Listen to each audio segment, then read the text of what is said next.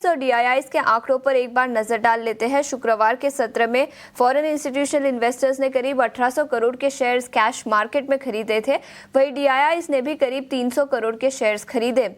Index futures में 150 करोड़ की खरीदारी दिखी। इंडेक्स ऑप्शंस में करीब 15,500 करोड़ के शेयर्स उन्होंने खरीदे। स्टॉक फ्यूचर्स में 3,000 करोड़ की खरीदारी और स्टॉक ऑप्शंस में करीब 1800 करोड़ के शेयर्स उन्होंने खरीदे। तो ये था इंडेक्स फ्यूचर्स और इंडेक्स ऑप्शंस में किस तरह का कारोबार शुक्रवार के सत्र में दिखा।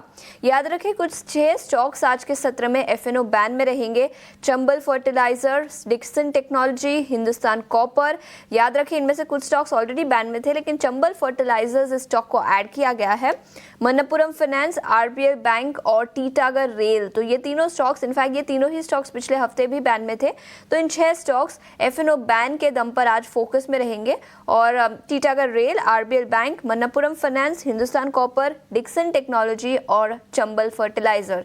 तो इन दोनों 6 स्टॉक्स पर अपनी नजर रखें।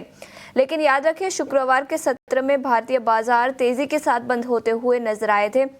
निफ्टी पर करीब 250 अंकों की तेजी, 24,850 के आसपास निफ्टी बंद होता हुआ नजर आया था।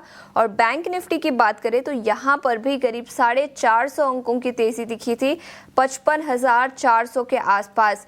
तो काफ़ी अच्छी तेज़ी शुक्रवार के सत्र में दिखी थी और आज भी गिफ्ट निफ्टी से पॉजिटिव ओपनिंग के संकेत, करीब 60 अंक चढ़कर 24,940 के आसपास कारोबार करता हुआ। लेकिन ऐसे में आज के सत्र में किस तरह की रणनीति बनानी चाहिए, निफ्टी और बैंक निफ्टी पर आपको कौन से लेवल्स पर नजर रखनी चाहिए, ये बताने के लिए अब हमारे साथ जेएम फाइनेंशियल के अक्षय भागवत जुड़ चुके हैं। अक्षय, गुड मॉर्निंग और शुक्रिया समय निकालकर जुड़ने के लिए। बताएं इंडेक्स लेवल पर आपकी किस तरह की रणनीति होगी आज? जी, गुड मॉर्निंग आशीषा। तो देखिए 25,000 का लैंडमार्क पार करने की तैयारी करेगा बाजार इस हफ्ते। इनफैक्ट आज ही कर सकता है, क्योंकि 25,000 में देखें तो काफी डेरिवेटिव्स में ऑप्शन की कॉल राइटिंग की पोजीशंस बनी हुई है। ओवरऑल जिस तरीके का बाजार है, एफआईआईस की हमने पिछले ट्रेडिंग सत्र में थोड़ी सी बाइंग नंबर्स देखी है, फ्यूचर्स में भी और कैश में भी। तो जो टेक्निकल सेटअप है वो भी ओवरऑल पॉजिटिव इंडिकेशंस दे रहे हैं। तो जो लेवल वाइज अप्रोच रखेंगे तो 24,750 ये आपका स्पॉट बेसिस निफ्टी पे एक इंट्राडे से शॉर्ट टर्म का सपोर्ट बनेगा।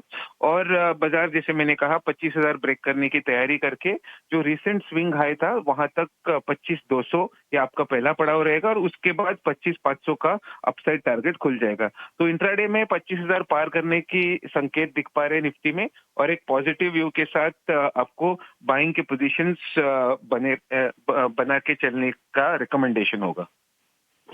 तो ये नजरिया इंडेक्स लेवल पर, लेकिन अक्षय इसके अलावा कोई स्टॉक स्पेसिफिक आइडिया होगा आज के सत्र के लिए? है कि यहाँ पे बैंकिंग सेक्टर में खासकर आप ध्यान दें, क्योंकि मुझे लग रहा है कि बैंकिंग एक पॉसिबल ब्रेकआउट की तैयारी कर रहा है। पूरा महीना रेंज के दायरे में बैंकिंग पूरा रहा है और यहाँ पे स्टेट बैंक ऑफ इंडिया जो एक पीएसयू बैंक है उसमें जो टेक्निकल सेटअप है बहुत ही बढ़िया रिस्क रिवॉर्ड पे ऑफ ऑफर कर रहा है आपको करंट रेट पे। तो 790 के आसपास क्लोजिंग बना था स्टेट बैंक का, तो यहाँ पे आपको 784 ये स्टॉप लॉस बना के state bank of India by करना है और टारगेट ऑफ 803 और 811। ठीक है, तो एसबीआई स्टॉक पर खरीदारी की राय 784 के स्टॉप लॉस के साथ 803 और उसके बाद 811 तक के levels state bank of India पर नजर आ सकते हैं। ये स्टॉक स्पेसिफिक आइडिया हमें अक्षय ने बताया। अक्षय, बहुत बहुत शुक्रिया समय निकालकर आज हमारे साथ ईडी नाउ स्वदेश पर जुड़ने के लिए। लेकिन